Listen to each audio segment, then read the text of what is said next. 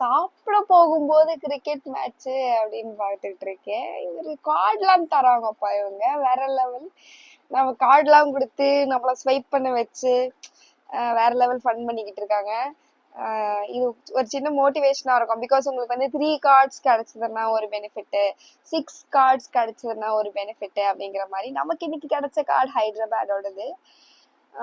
இன்னும் 2 கார்ட்ஸ் கிடைச்சதுன்னா நமக்கு ஏதாச்சும் ஆஃபர் கொடுப்பாங்கன்னு நினைக்கிறேன். ஓகே,